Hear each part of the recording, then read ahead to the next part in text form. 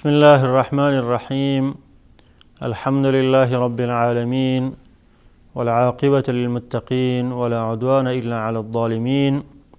وأشهد أن لا إله إلا الله ولي الصالحين، وأشهد أن محمدا إمام المتقين، نبينا محمد وعلى آله وصحبه أجمعين. بینندگان معزز و مکرم شبکه جهانی وصال حق،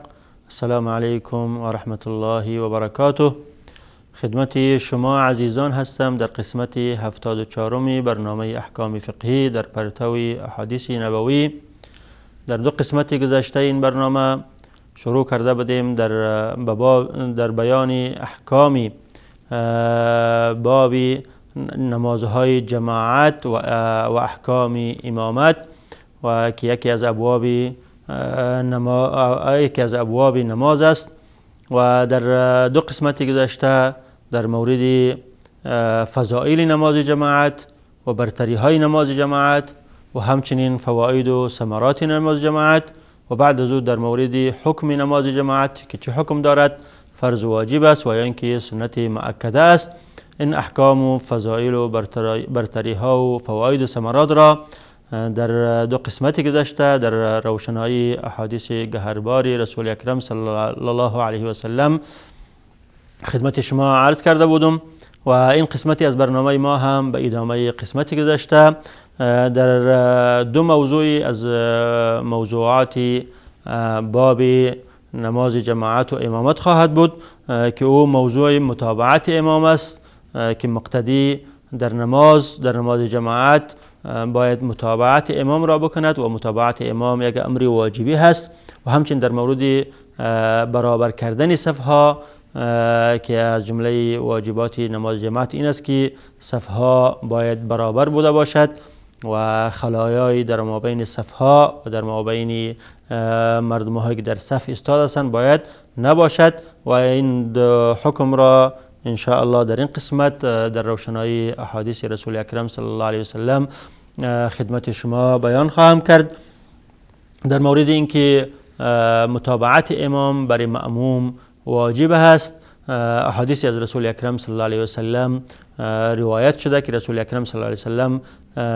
امر میکنند به متابعت امام، که باید مأموم همیشه در نماز فرضی متابع امام بوده باشد و قبل از امام فعلی از افعال نماز را انجام ندهد. لذا به اتفاق علمای مذاهب اربعه متابعه امام یا پیروی از امام واجب است، و شخصی اگر قبل از امام فعلی از افعال نماز را انجام داد، در این صورت ترک واجب کرده و این شخص گناهگار می شود. و در احادیث متعددی به این امر از رسول اکرم صلی الله علیه و سلم امر آمده، از جمله حدیث ابو هریره رضی الله عنه که امام ابو داود را روایت میکند، و همچنین بعضی الفاظی از او در صحیحین هم آمده، در صحیح بخاری و در صحیح مسلم، که رسول اکرم صلی الله علیه و سلم فرمودند انما جعل الامام لیؤتم به، امام به خاطر از این گشتانده شده که دیگه مردمی که در پشت از او ایستاده هستند به او اقتدا کنند. هر کاری که امام میکنه باید اونا هم انجام بدهند، به این معنا که امام متبوع هست و مقتدی ها تابع هستند، و متبوع و تابع هیچ وقت از متبوع پیش نمی شود، یا هیچ کاری را نه قبل از متبوع میکند و نه برابر با متبوع میکند، بلکه در اثر متبوع یعنی پشت سر متبوع کار را انجام میدهد. به این معنا که مقتدی برش جواز نداره که کاری را قبل از امام انجام بدهد یا فعلی از افعال نماز را قبل از امام انجام بدهد و حتی برابر با امام انجام بدهد، بلکه بعد از امام. اول باید امام مثلا تکبیر میگید، باید بعد از او این تکبیر بگید. امام به رکوع می رود، بعد از که امام به رکوع رود باید این به رکوع برود، و همچنین امام به سجده می رود، بعد از او باید این به سجده برود. اگر فعلی از افعال این نماز را مأموم یا متبوع یا تابع قبل از متبوع یا قبل از امام انجام داد، به این معنا که او ترک واجب کرده و با اتفاق علما این شخص گناهگار می شود. بعد فرمودن که فاذا کبر فکبروا و اذا رکع فرکعوا، مادامی که امام به خاطر از این گشتانده شده که به او اقتدا شود تکبیر نگوید تا که امام تکبیر بگوید. وقتی که امام تکبیر گفت شما هم تکبیر بگوید. وقتی که امام رکوع کرد شما هم رکوع کنید. ولا تركعوا حتى يركع، تا که امام رکوع نمیکند شما به رکوع نروید. و اذا قال سمع الله لمن حمده فقولوا اللهم ربنا لك الحمد. وقتی که امام سمع الله لمن حمده گفت هنگامی که از رکوع بلند می شود شما ربنا ولك الحمد بگویید. و این هم دلالت به این میکند که امام سمع الله لمن حمیده میگه و مقتدی از او ربنا ولك الحمد میگویند و مقتدی در بین هر دو جمع نمیکند، بلکه امام وقتی سمع الله لمن حمیده گفت و مقتدی ربنا ولك الحمد میگه، بخلاف منفرد کسی که به تنهایی نماز میخواند او در بین هر دو جمع میکند، هم سمع الله لمن حمیده میگوید و هم ربنا ولك الحمد. و در مورد امام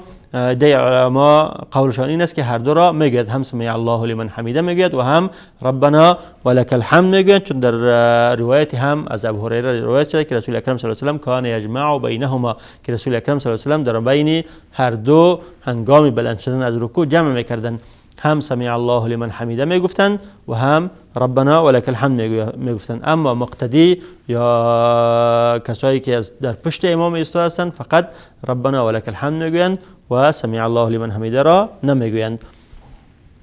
بعض رسول اکرم صلی الله علیه و سلم فرمودند که و اذا سجد فاسجدوا ولا تسجدوا حتى يسجد، وقتی که امام سجده میکند شما بعد از او به سجده بروید و سجده نکنید تا اینکه امام سجده کنید، قبل از امام سجده نکنید. و اذا صلى قائما فصلوا قیاما، وقتی که امام استادکایی نماز میخواند شما هم استادکایی نماز بخوانید. و اذا صلى قاعدا فصلوا قعودا اجمعین، وقتی که امام نشسته نماز میخواند روی عذری، امام معذور است عذر دارد استاد شده نمیتواند، ششتکایی نماز میخواند یا مریض است یا در کمرش در پایش تکلیفی دارد استاده نمیتواند ششتکایی نماز میخواند، شما هم همه از پشتی از او ششتکایی نماز بخوانید. و این لفظی از حدیث که فصلوا قعودا اجمعین محل خلاف است در بین علما. عده علما به این حدیث عمل کردن و دلیل گرفتن این حدیث را و گفتن که در وقتی که امام روی عذری استاده نمیتواند نشسته نماز میخواند باید در این صورت از مقتدی ها هم حکم قیام ساقط میشود و اونا هم باید امرای امام نشسته نماز بخوانند و چون مخالفت امام درست نیست و اقتدا به امام واجب است، لذا درست نیست که امام نشسته باشه و مقتدی ها استاده باشند. وقتی که امام روی عذری نشسته نماز میخواند در این صورت از مقتدی ها هم حکم قیام ساقط میشود، اونا هم باید امرای امام نشسته نماز بخوانند و این رأی امام احمد و عده از علماست. و عده از علما از جمله امام مالک و عده دیگر از علما گفتند که نمازی کسی که استادکایی میتواند که نماز بخواند پشت شخص امام نشسته نمازش درست نیست و شخصی که قادر به قیام نیست نمیتواند که نماز بخواند استادکایی نماز بخواند باید نماز ندهد، شخصی در نماز پیش شود که قادر به قیام بوده باشد و اگر امام نتونست که استادکایی نماز بخواند و نشسته نماز خواند در او صورت مقتدی ها باید از پشت از او نماز نخوانند و شخصی را پیش گیرند که بتواند که استادکایی نماز بخواند و گفتند که نماز خواندن شخصی که قادر به قیام بوده باشد پشت شخصی که قادر به قیام نیست درست نیست، چون قیام رکنی از ارکان نماز است و در هیچ صورتی بدون عذر ساقط نمیشود و این رأی امام احمد امام مالک رحمت الله علیه و عده دیگری از علماست. و امام شافعی رحمت الله علیه و عده علما گفتند که نمازی شخصی که قادر به قیام است پشت شخصی که قادر به قیام نیست ششتکایی نماز میخوانند نماز درست است، لیکن شخصی که قادر به قیام است این درست نیست که بنشیند باید این نشسته نماز بخواند. به این معنی که اگر امام قادر به قیام نبود نشسته نماز خواند مقتدی های از او باید نشسته نماز نخوانند، باید اونها در پشت امام استاد شده نماز خود را بخوانند، چون رسول اکرم صلی الله علیه و سلم در آخرین عمر خود وقتی که در مرض موت آمدن به مسجد و نشسته نماز خواندند و حضرت ابوبکر رضی الله عنه در پهلوی از اونها استاد شد و اینها وقتی رسول حضرت ابوبکر به پیامبر صلی الله علیه و اقتدا کردن و دیگر مردم به حضرت ابوبکر اقتدا کردن و حضرت ابوبکر وقتی که رسول اکرم تکبیر میگفت حضرت ابوبکر بلند تکبیر میگفتن که همه مردم بشنوند. و در اینجا علما گفتن که چون آخر امر از رسول اکرم صلی الله علیه و این بوده که رسول اکرم صلی الله علیه و نشستن نماز خواندن و صحابه کرام از پشتشان استادکایی نماز خواندن و این دلالت به این میکند که اگر کسی که امام وقتی که قادر به قیام نباشه نشسته نماز بخونه اشکالی نداره، ولیکن مقتضای از او که قادر به قیام هستند درست نیست که نشسته نماز بخونه، به اینا از پشت امام استاد شوند. و همچنین احادیث دیگری از رسول اکرم صلی الله علیه و سلم وارد شده که رسول اکرم صلی الله علیه و سلم در احادیث متعددی وعید دادن برای کسایی که مخالفت امام را میکنن و اقتدا به امام نمیکنن. از جمله حدیثی که امام مسلم از صحابی جلیل قدر خادم رسول اکرم صلی الله علیه و سلم انس بن مالک رضی الله عنه روایت میکند که ایشان فرمودند صلی بنا رسول الله صلی الله علیه و سلم ذات یوم، یک روز رسول اکرم صلی الله علیه و سلم به ما نماز خواندند، نماز جماعت را به ما دادند. فلما قضى الصلاة اقبل علينا بوجهه، وقتی که سلام گشتاندند روی خود را طرف ما گشتاندند. فقال، و بعد از او فرمودند ایها الناس اینی امامکم فلا تسبقونی، ای مردم من امام شما هستم پس از من سبقت نجویید. در هیچ فعلی از افعال نماز را قبل از من انجام ندهید. فلا تسبقونی بالرکوع ولا بالسجود ولا بالقیام، نه رکوع را قبل از من بکنید و نه سجده را و نه قیام را، ولا بالانصراف و نه در وقت سلام گشتاندن. یعنی هیچ فعلی از افعال نماز را قبل از امامتان که من هستم انجام ندهید، بلکه متابعه کنید با من، هر کاری که من کردم بعد از او شما او را انجام بدهید. و این هم دلالت به این میکند که سبقت از امام حرام است و ناجایز است و متابعت امام واجب است. و همچنین حدیث دیگری، حدیث متفق علیه از ابو هریره رضی الله عنه روایت شده که رسول اکرم صلی الله علیه و سلم وعید شدید دادن برای کسایی که مخالفت امام خود را میکنند و فرمودند که اما یخشى احدکم اذا رفع رأسه قبل الامام ان یجعل الله رأسه رأس حمار، آیا یکی از شما که سر خود را از رکوع یا از سجده قبل از امام خود بالا میکند از این نمیترسد، از این حراس ندارد که خدای متعال سر از او را مثل سر خر یا اولاغ بگرداند؟ یعنی کسی که قبل از امام خود سر خود را از رکوع یا از سجده بلند میکند باید از این ترس داشته باشد که خداوند متعال در نتیجه کاری از او را مبدل به سر یک خر بگرداند. او یجعل الله صورت حمار، یا اینکه چهره و روی از او را یا صورتی از او را مانند صورت خر بگرداند. و این هم زجر و وعید شدید است و تهدید است از رسول اکرم صلی الله علیه و سلم برای کسایی که میخوان که از امام خود سبقت بجویند و کاری یا فعلی از افعال نماز را قبل از امام خود انجام بدهد. باید این شخص ها از این خوف داشته باشند که اگر خدای ناخواسته این کار را عمدن یا قصدن بکنن، خداوند متعال چهره از اونها را، روی از اونها را، سری از اونها را مبدل با صورت یک خری بگرداند. و احادیث دیگری هم از رسول اکرم صلی الله علیه و سلم در این مورد وارد شده که رسول اکرم صلی الله علیه و سلم وعید دادن و بعد از دیدن یک بیانیه کوتاه خدمت شما این حدیث را عرض بیان خواهم کرد. با ما باشید. تلاوت قرآن. رسول الله صلی الله علیه و آله و سلم می‌فرمایند قرآن بخوانید، زیرا قرآن در روز قیامت برای اهل خویش شفاعت می کند. زهراوین را یعنی بقره و آل عمران را بخوانید، زیرا که در روز قیامت همانند دو پاره ابر سفید و نورانی یا دو سایبان یا دو دست پرنده می آیند و از اهل خود حمایت می کنند. سوره بقره را بخوانید، زیرا تلاوت آن برکت و ترک آن حسرت است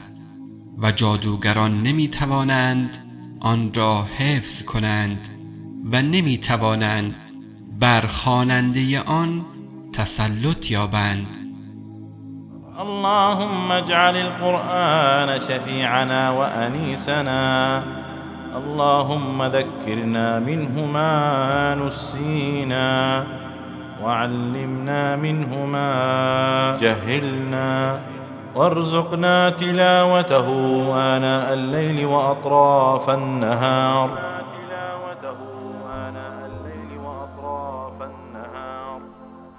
بسم الله الرحمن الرحیم. عرض سلام و ادب و احترام مجدد دارم خدمت شما بینندگان محترم و معزز و مکرم. و در احادیث دیگری قسمی گفتم احادیث متعددی از رسول اکرم صلی الله علیه وسلم روایت شده که رسول اکرم صلی الله علیه وسلم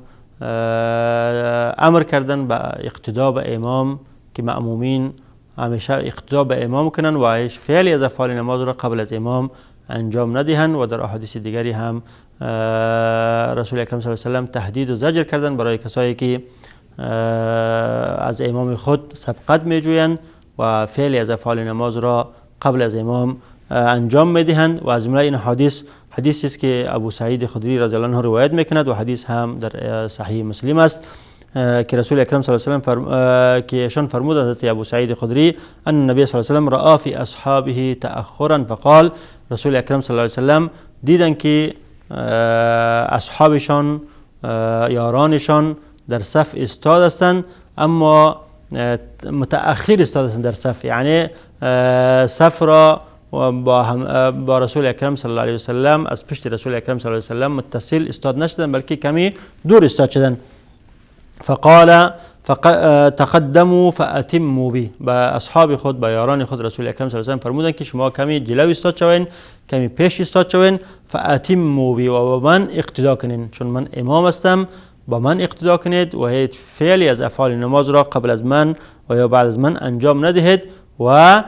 هر کاری که من میکنم همون کار رو در نماز شما بکنید و این هم دلالت میکند به وجوب متابعت امام. و بعد از او فرمودن که ولیأتم بکم من بعدکم، و کسی که بعد از شما هست صدای من را نمیشنود او به شما اقتدا کند، لیکن شما که در صف اول و دوم استاد با من نزدیک هستین شما به من اقتدا کنید و کسایی که صدای من را نمیشنود در صفهای متأخر هستند اونها به شما اقتدا کنند. و این هم دلالت به این میکند که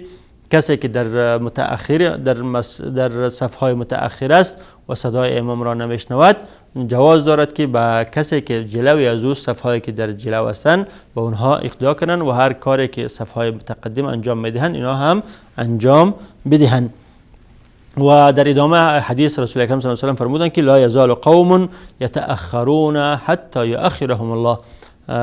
کسایی هستند که همیشه در کارهای خیر در کارهای ثواب تأخر را اختیار میکنن، خود را پس میزنن، سبقت نمیجویند تا اینکه خداوند متعال آنها را در مؤخره یا در زمره کسایی حساب میکنه که همیشه متأخر و در عقب هستند و در جمله کسایی حساب نمیشون که همیشه در کارهای خیر سبقت میجویند و در صفهای اول و در مقدمه قرار میگیرند. و همچنین در مورد برابر کردن صفها که یکی از جمله واجبات نماز جماعت است که صفها با همدیگر باید پیوسته و برابر بوده باشد و کسایی که در صف استاد هستند باید به همدیگر پیوسته استاد شوند و در مابینشان فراخ و جدایی نباشد. و در این مورد احادیث متعددی از رسول اکرم صلی الله علیه و سلم وارد شده، از جمله حدیثی است که امام ابو داود و امام نسائی و امام ابن حبان رحمت الله علیهم از خادم رسول اکرم صلی الله علیه و سلم انس بن مالک رضی الله عنه روایت میکند که رسول اکرم صلی الله علیه و سلم فرمودند رصوا صفوفکم و قاربوا بینها و حاذوا بین الاعناق.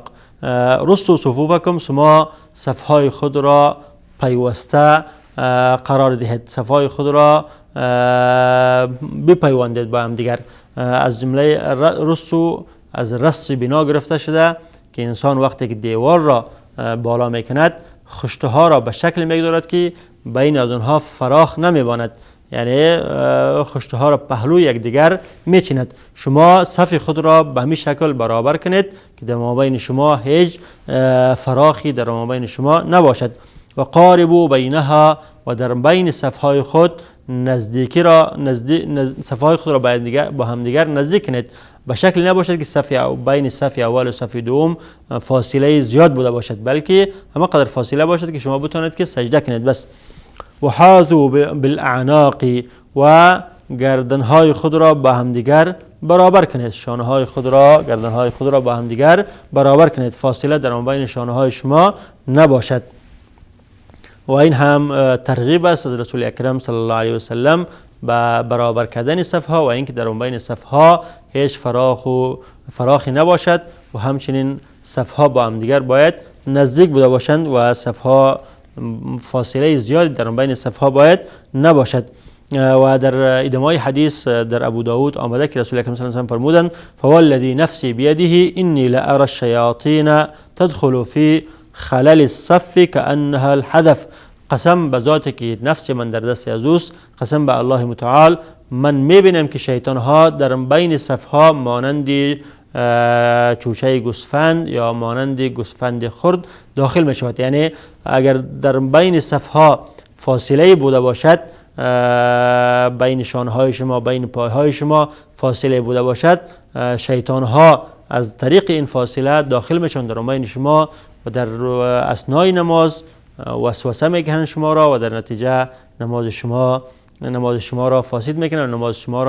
نماز شما خلل و نقص را وارد میکنن. و همچنین امام مسلم و امام ابو داود رحمت الله علیهما از صحابی جلیل القدر نعمان بن بشیر رضی الله عنه روایت میکنند که ایشان فرمودند اقبل رسول الله صلی الله علیه و سلم علی الناس بوجهه فقال،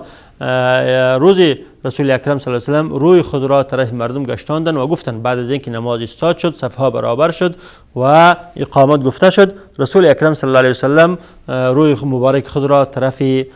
یاران خود گشتاندند و گفتند اقیموا صفوفکم ثلاثا. 3 بار این کلمه را گفتند که اقیموا صفوفکم، اقیموا صفوفکم، اقیموا صفوفکم، شما صفهای خود را برابر کنید. والله لتقیمن صفوفکم او لیخالفن الله بین قلوبکم. قسم به الله متعال، یا شما صفهای خود را برابر میکنید یا الله متعال در بین قلبهای شما مخالفت را می اندازد. یعنی اگر صفهای شما برابر نبوده باشد،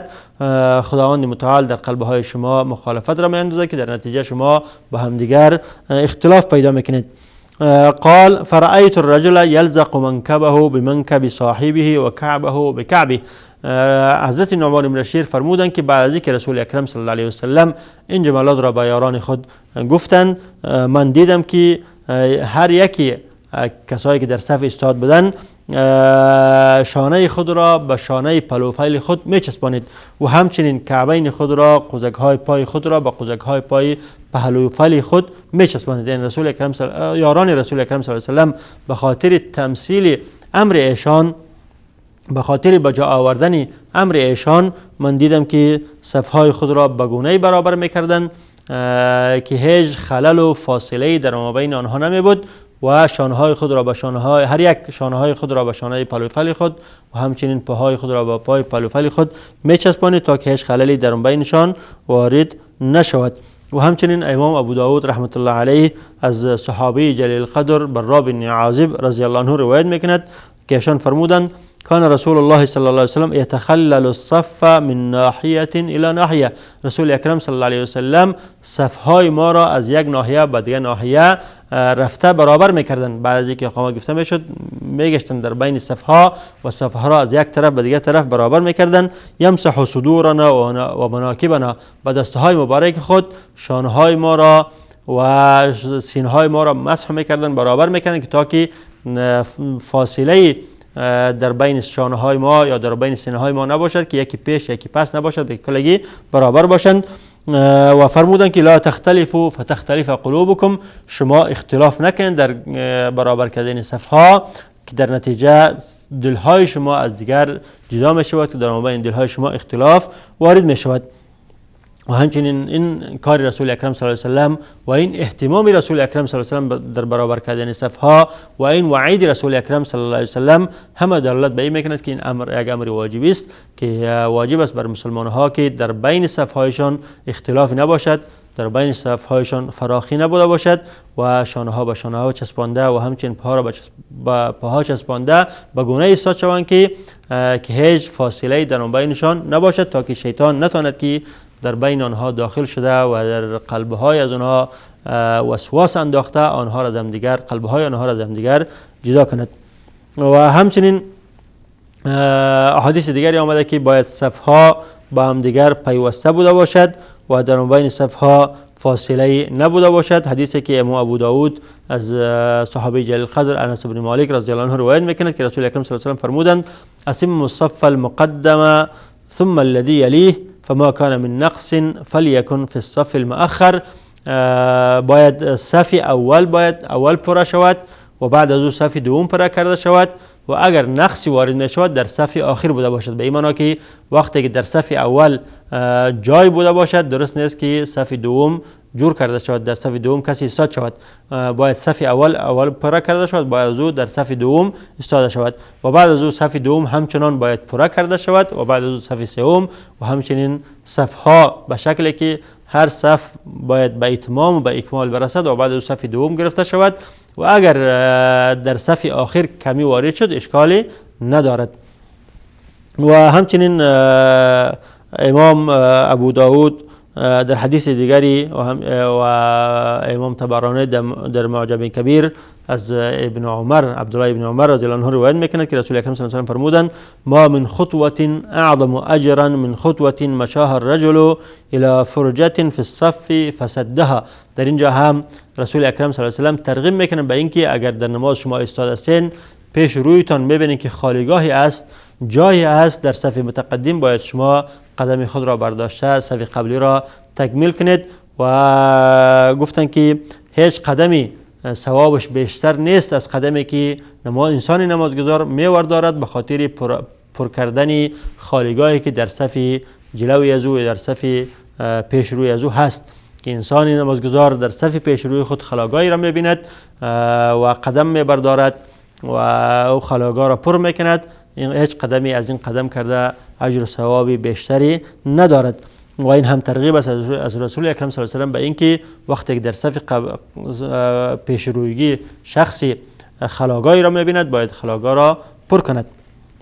و همچنین امام بزار از صحابی دیگری ابی جحیفه روایت میکنه که رسول اکرم صلی الله علیه و آله فرمودند: من سد فرجة فی الصف غفر له. کسی که در صف